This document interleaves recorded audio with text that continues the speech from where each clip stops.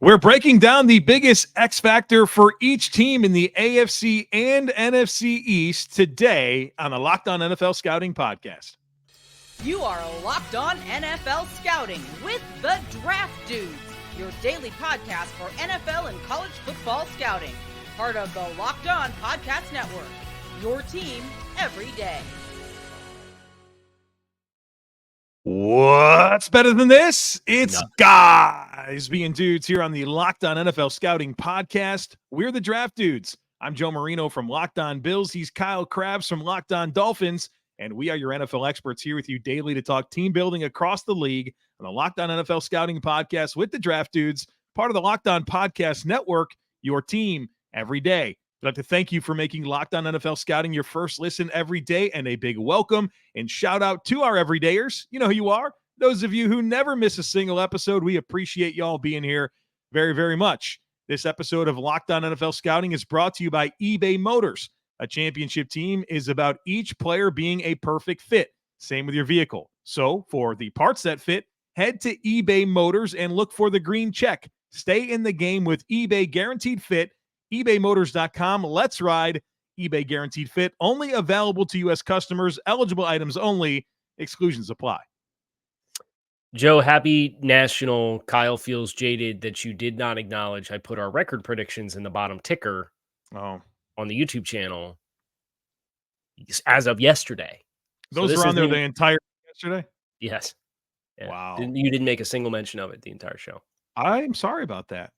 You know? Yeah, and so that took a little bit of work there, typing all that up, getting it did. The banner. Pretty comprehensive. Yeah. We did the live streams on the YouTube channel, and you can find us on YouTube wherever you're listening for your podcast. But we went game by game, courtesy of playoffpredictors.com. The end results, we determined who our playoff field was, and there was a lot of representation in the East divisions. How's that for a segue? With our playoff picks for 2023, we had 3 teams from the AFC East, and we had 3 teams from the NFC East. So 6 of the 8 teams we picked to go to the playoffs when we did our game-by-game predictions for 2023. Dang. One of the teams that we picked to not make the playoffs also had a winning record. So we're haters, Kyle. We're haters. We're haters. Where do you want to start? AFC, American Football Conference, or National Football Conference? Where do you want to go? I mean, let's start with the AFC East, man. Okay. You want to dive right in? Let's do the thing. The only thing I would say off the top is for those of you who might have taken the summer off, first of all, no judgment. What? No judgment, but we do love our everydayers.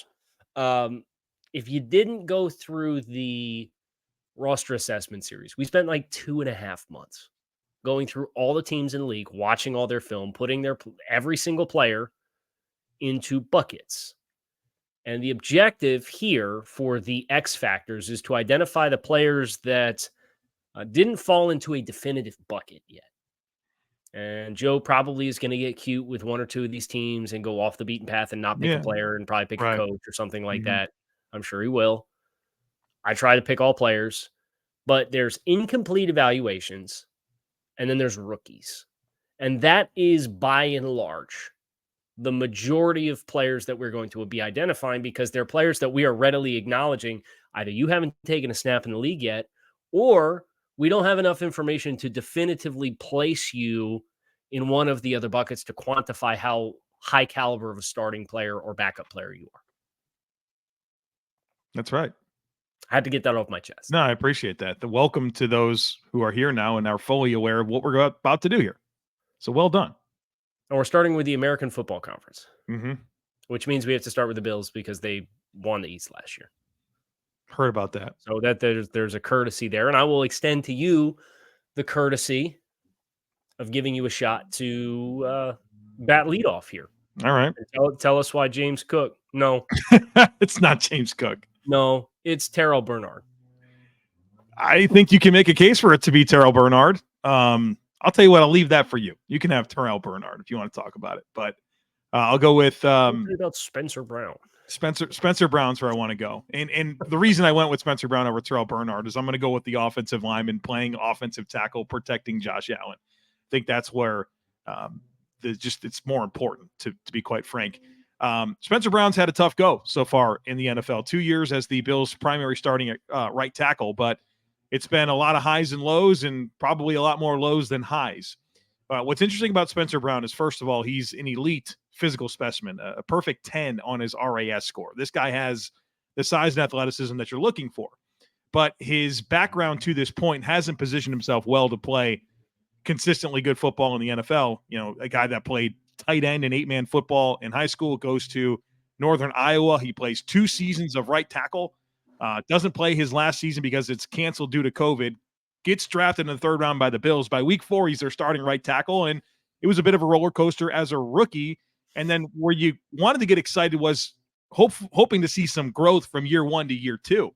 And that really didn't happen. And I would say the reason that didn't happen is because he didn't have an offseason. He rehabbed the back surgery his entire offseason between year 1 and year 2. It was in jeopardy whether or not he was going to play in week 1 against the Rams without really practicing at all, right? No preseason, no training camp reps. He winds up starting in week 1, and it was a rough go throughout the course of the season. I thought he maybe played a little bit better later down the stretch, but tough scenario for Spencer Brown to this point. Him realizing his ceiling in 2023, I think, would be a huge, huge factor for the Buffalo Bills and shoring up the blocking in front of Josh Allen. So I'm not going to go Terrell Bernard. I'm going to go, and people probably listening will realize that we've talked quite extensively about the Bills and Dolphins based on our analysis of each other's respective favorite team. I'm going to talk Dalton Kincaid. Rookie Dalton Kincaid, 1st round pick Dalton Kincaid, tight end 1 Dalton Kincaid, at least as far as the tight end drafted in the 2023 NFL draft. Of course, Dawson Knox and his presence here. But you've listened to some of the narrative around what the Bills' expectations are for Dalton Kincaid and what they expect him to offer the team, and where they drafted him and what they did and did not do at wide receiver otherwise. This has to be a hit. This has to be a successful investment for the Bills, and ideally it happens now. And because of that, he is my X factor for Buffalo, and obviously he's a bit of an incomplete evaluation because we have no proof of concept yet of seeing him at the NFL level. So that for me is your number 1 selection. I like it. I mean, it's a reasonable choice. What are you at the airport? No, it's, lawn care companies here just blowing off the front porch. In their defense, we don't normally record this window and stick the leaf blower through the crack. Literally right there, yes, blowing off my front porch, which I appreciate them doing, and just not necessarily when I'm recording a podcast. So. All right, so we're gonna do Dolphins next, but Joe, before we do, I think we're gonna take a quick break. Yeah, we are. This show is sponsored by BetterHelp. Sometimes in life, we're faced with tough choices, and the path forward isn't always clear. Whether you're dealing with decisions around career, relationships, or anything else, therapy helps you stay connected to what you really want while you navigate life, so you can move forward with confidence and excitement. Therapy is all about deepening your self-awareness and understanding, because sometimes we don't know what we want or why we react the way that we do until we talk things through. If you're thinking of starting therapy, give BetterHelp a try. It's entirely online, designed to be convenient, flexible, and suited to your schedule. Let therapy be your map with BetterHelp. Visit BetterHelp.com/lockedon today to get 10% off of your first month. That's BetterHelp, HELP.com/lockedon. I was gonna let it go, but then it came back for another whir, and I was like, all right, we just got to acknowledge the elephant in the room with the lawn care. So little humor here at the end of segment 1. Now, start of segment 2, Joe, we're going to finish the AFC East. We have 3 more teams. The second place finisher in the AFC East in 2022 was the Miami Dolphins. So X factors here. Good luck. There's not a lot of players that were categorized as incomplete evaluations that you envision having prominent roles on the team. I'm curious, is this a low-hanging fruit? Joe Marino talks about coaching staff here for X Factor. My guy. No, I have a stretch, but it's not that. Okay. Can I go first? Of course, yeah, I was expecting you to. Yeah, Mine's Cam Smith, the corner. You could include Cater Kohu if you'd like in here. CB2 on the outside, being somebody other than Jalen Ramsey allows Jalen Ramsey and Javon Holland to give you this very ambiguous, amorphous, defensive weaponry in the middle of the field that become chess pieces for Vic Fangio. So having somebody, be it Cater Kohu or second-round rookie Cam Smith, who's ready to play outside corner opposite Xavier Howard, is the critical component in my mind for the team realizing what their vision was for this offseason when they made the coaching staff changes and the personnel changes that they did. I like the answer. Now, here's the thing, Kyle.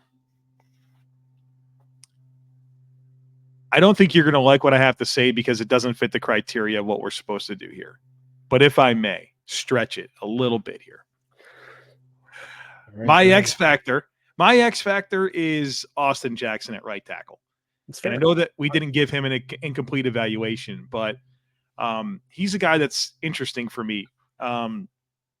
First round pick, has not met expectations to this point. He's had injuries, right, that have been putting it not lightly. helpful. Yeah, not helpful for his development. But at the same time, the Dolphins seem pretty committed to allowing him to have his full opportunity to prove himself in continuing into this season, where I think he's projected to be the starting right tackle, which is for the Miami Dolphins is the blindside protector, right? And I'm just really fascinated to see how it looks, right? Does he take that step to being at least a functional starter for them at right tackle? I think as you look at the rest of the offensive line, I mean, you got some real pillars here in Armstead, Connor Williams, or Robert Hunt. I'm excited to see Isaiah Wynn at left guard. I think that's going to be a major upgrade and kind of just leaves right tackle. And all the conversation that has existed over the Dolphins, the offensive line over the years, feels pretty fortified to me with one big X factor, and that's Austin Jackson. And if he can realize his ceiling in 2023. Don't even realize the ceiling, right? Just raise the floor. Functional starter, right? Just be a functional starter. Yeah. So go from right now. We have him in the replacement level bucket, and he gave you replacement level play. The weird thing about Austin is his best stretch of games was like his first 8 starts as a rookie. And it's just been musical chairs of offensive line coaches and musical chairs of schemes and guys next to him, right? And Robert Hunt was somebody who they dabbled with him at tackle as a rookie, right? And he, at least at the very least, what you can say is there's been one player that they have been hesitant to move off of his spot after his rookie season. It's Robert Hunt.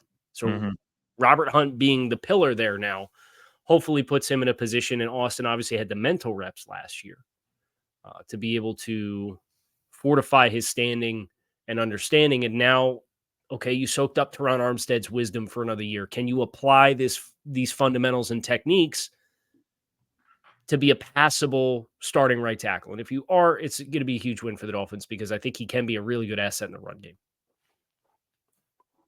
New England Patriots, Joe. New England Patriots. All right, here's my first real stretch. It's this offensive coordinator situation. Mac Jones is entering his 3rd season, and he's entering his 3rd season with a 3rd different offensive coordinator, right? And that's difficult.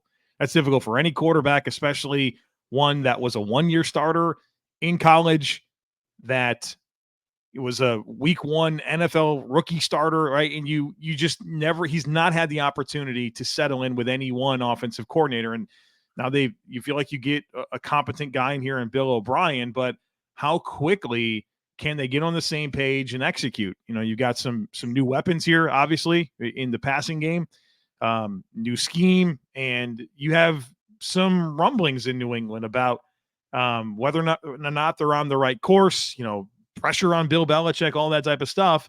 I think the success of the New England Patriots is going to be defined by Bill O'Brien's ability to impact this offense and get Mac Jones playing at a higher level and have a cohesive, functioning scheme. And I think that's the biggest thing for New England this year. If I were to name a player, it would be along the same theme that you just provided, and it would be Tyquan Thornton as a second-year player who really has a chance to add a different element. Like, I understand Kendrick Bourne's still here. Kendrick Bourne feels like he's been in and out of the doghouse for 2 years now? Yeah. But these other pass catchers, Hunter Henry, Mike Gesicki, Devontae Parker, Juju Smith, Constipated offense. That's what that sounds like to me. There's no separation, right? Guys. Yeah. Right. So to have a second-round pick with blazing speed in Tyquan Thornton that you very clearly had a vision for, that you drafted to be a pass catcher specifically tailored to Mac Jones, if that's going to come together, I think that can help with the one-dimensional elements that we're concerned about with the Patriots passing game. And I think invoking Bill O'Brien's name here is totally fair because, in honesty, Mac Jones and his performance is another candidate to just be quantified as the X factor, but there's a lot of layers that go into that. That's why I come away with Tyquan Thornton. You come away with Bill O'Brien. Passing game has to be more cohesive, period. Yeah. That's it for New England. The GD Jets. Here they are. The gosh darn Jets. All right. Mekhi Becton, Breece Hall, their second and first year pass rushers. Yeah. I think there's some pretty reasonable options here for New. This isn't like a dearth of options. And I also think there's a pretty, how should I say this? They have a couple important X factors. I don't think there's any one overwhelming storyline that I think, and then there's a chemistry element with Aaron Rodgers too. Where you want to go? Man, I think you highlighted the key players if you wanted to go a player route with Mekhi Becton at tackle, Breece Hall at running back. You know, those guys, there's a lot weighing on their success this year, but I think chemistry is a good angle to take this, but also just like expectations, right? There's expectations on the Jets, man. Like they're on Hard Knocks. They got all the primetime games. They traded for Aaron Rodgers. Not sure if anybody saw that. Like Rich Eisen is going off on tangents about how he doesn't know how to handle the expected success that's coming from the New York Jets. Like that's a real thing. It's a real thing to have the vantage point that they have, and they quite frankly didn't earn. Right? Like this team hasn't been successful in a while. Come on. They were like 8-3. They were like 8-3, or they were 7-2 last year. Right? What they finish? Horrible. Come on, man. But what I'm saying is, like, they traded for Aaron Rodgers, and because of that came massive expectations. And how do they meet that moment? How do they play from that vantage point? Nobody wants to hear about the Jets that aren't the Jets and their fans. How do they perform under these circumstances? There's a lot of coming together as a football operation that we need to see here for them to reach the lofty ceiling that it feels like the world has placed on them. This is the most grand chemistry experiment in football this year, right? A lot of combustible elements that if it does work, it's gonna look really good. The question is it going to work? And Aaron Rodgers, for the first time in almost 2 decades, is in a new environment with a new team. Now, he has some familiar faces around him on the coaching staff and with the players. And I think Garrett Wilson is going to be primed for like a massive blow up in production this year. I think their chemistry is going to be really good. But there are questions on the offensive line. There's a health question in the running back room right now. There's the timing of the offense. There's Aaron is one of the more, I think that's why things were so hard at times with the young receivers in Green Bay, is you got to see it exactly how he sees it, right? And it's like that for all NFL offenses, but like we've seen growing pains with Aaron and young players. So I think that's why it's important that, as much as we joke about Randall Cobb, the presence of Alan Lazard. I think those things are helpful, but it is a chemistry experiment. I think Mekhi Becton has the opportunity to most significantly swing the fortunes of the Jets offense, I'd of agree. the players, or offense or defense, that we outlined. All of the players that we outlined, I think Mekhi Becton is the single most critical factor. So I will put him as my X factor for a player, but I agree with you that the chemistry for the Jets is the critical question for what this season looks like for them. All right, we have navigated through the AFC East. The NFC East is coming up here after a very, very quick break.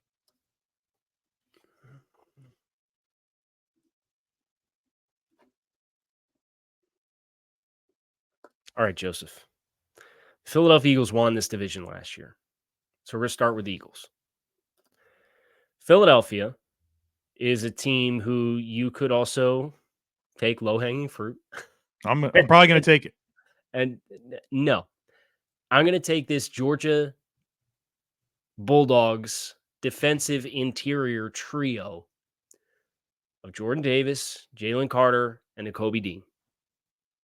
That group of first and second year players is going to be playing prominent roles, or at least forecasting to, in this Eagles defense. And with defensive coordinator change obviously in place, you have Sean Desai coming in. You're expecting a lot of the same ideology.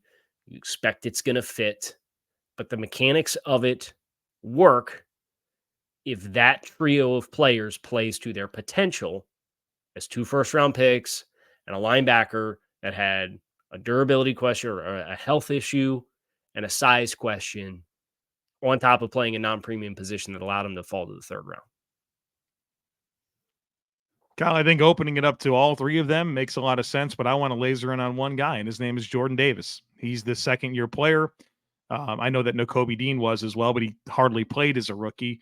Mm-hmm. Jordan Davis is top 15 pick that needs to come in here and anchor the middle of this defense. I think it's critical for a number of reasons, but perhaps nothing more important than how much Nakobe Dean and Davion Taylor and Nicholas Morrow and Sean Bradley, 2 of those guys are going to be starting at linebacker, need him, right? Those guys are going to be able to play their best football at linebacker if Jordan Davis is doing his thing as an A-gap defender and keeping them clean and allowing them to run free. But also you want that return. You want not just good run-stopping ability from Jordan Davis. You want this freak athlete that just literally just the most ridiculous combine anyone's ever seen. You want to see that translate to pass rush in the National Football League.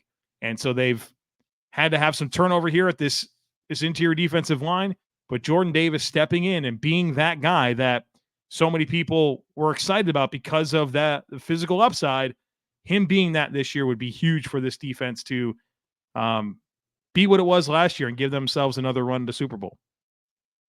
Speaking of physical freaks on the defensive line, my X factor for the Dallas Cowboys is first-round pick Mazi Smith.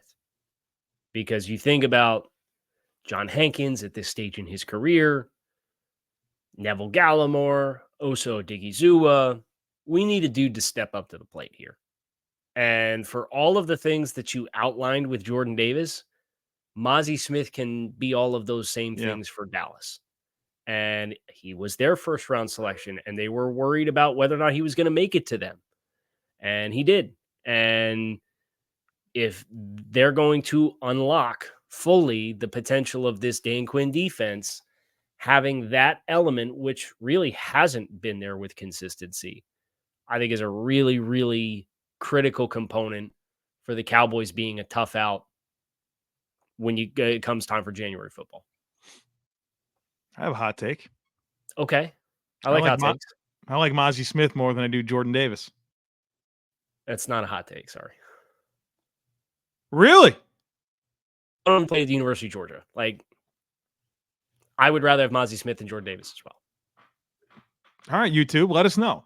Let us know who you'd rather have, Mazi Smith. So you're going to open that one up? Yeah, I want to pin Cowboys and Eagles fans against themselves and argue which of these big old athletic nose tackles is the better one. Which one would you rather have? Let's find out. That's a great answer, by the way, for the Dallas Cowboys, Kyle. I'll go different just because I want to, but Mozzie Smith, I think, yes, everything's great there. I'm going to go with Damon Clark. I think he's probably the projected starter, right? Next to Leighton Vander Esch. He played more than we thought he was going to last year, too. Yeah, with like an injury to start his career. Like a neck injury, yeah. That caused him to slide all the way to the 5th round. I really like Damon Clark, man. Like, I enjoyed watching him at LSU. But his ability to kind of take a step and really just entrench himself as this guy on the second level would be huge for the defense. I know he's got a lot of leadership qualities, and obviously he appears healthy and appears to be the guy here for them. And I think just there's some really good offenses and some really good coordinators in the East. And he'll be stressed in a lot of different ways.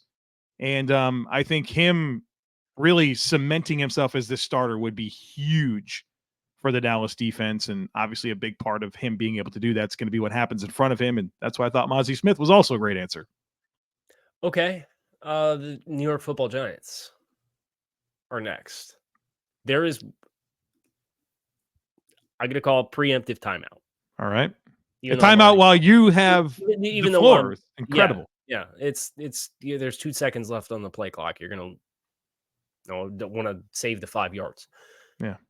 You have had a theme pretty consistently throughout doing these divisions. Yeah. You like trench play.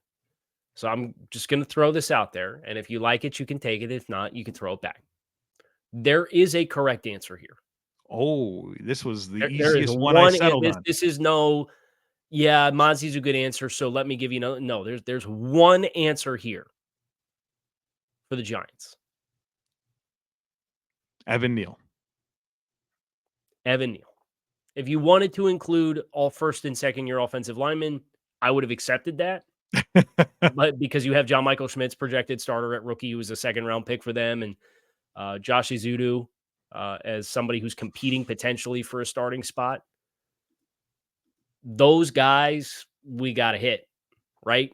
We got to see it come together, because if not, this coaching staff is going to have to try to draw water out of a stone yet again this year. And I mean, they did a phenomenal job of it last year, but to do it 2 years in a row, man, that's tough sledding. Evan Neal struggled big time last year, man, at right tackle. He was a high pick, right? Like top 5, something like top 7. He went in top 10 pick. He was top 8 pick. They picked 5 and 7. I don't remember what order. Which one was KT and which one was Neal? I think Neal was 7th. I think so too. I think KT was first because they probably were satisfied with a number of options at tackle. It's probably the case there, but it was a rough go, man. And I feel like the more I remember Evan Neal in Alabama, the more it was just dominating with traits, right? Just bigger, stronger than everyone else, really relying on momentum to roll his hips into guys and just put them on skates and bury people. Well, that's neutralized in the NFL.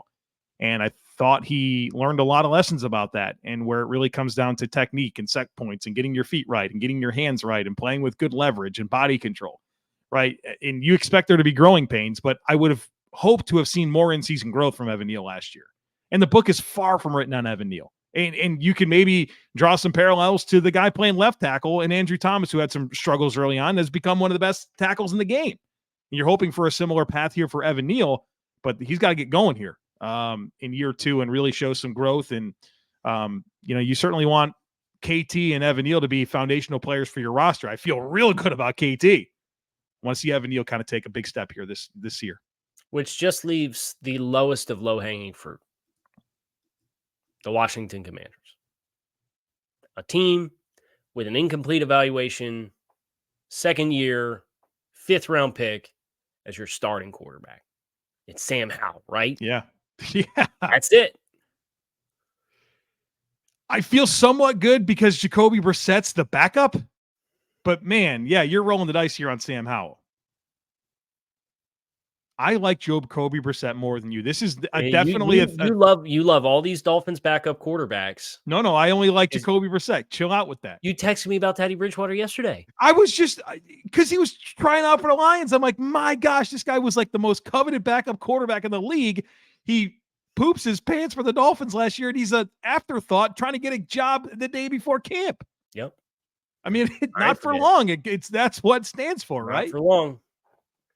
But yeah, no, Sam Howell is obviously a great answer here. I think that is the right answer.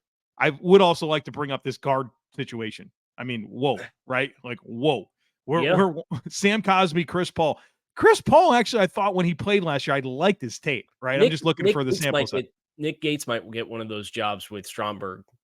Oh, being man. a decent investment. I just want to invoke the name and acknowledge that there's a pretty good chance that Nick Gates ends up being one of the 2 starting guards for the Washington Commanders. Who's the Broncos lineman whose name escapes you right now that needs to be signed by some team? Oh, Dalton Risner. Get him on the phone. What are we doing here? It's going to be like, who was it? Shannon Sharp with the phone on the sideline? Is he calling the National Guard? Send help. Well, when he said it was, we're killing the Patriots, right? That's what he said.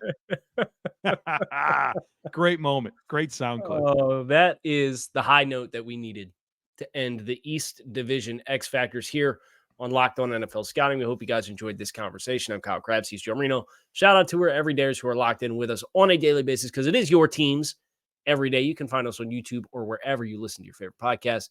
You make it a great rest of your day. We'll be back again tomorrow. Hope to see you then. Peace.